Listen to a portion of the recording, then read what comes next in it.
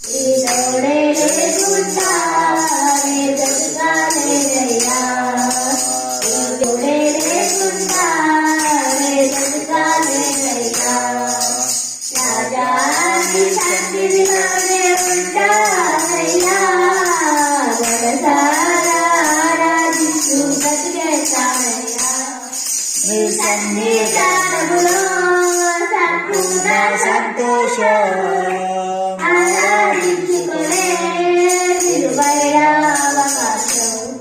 నీ సన్నిధానములో సంపూర్ణ సంతోషం ఆరాధించుకునే విలువైన అవకాశం.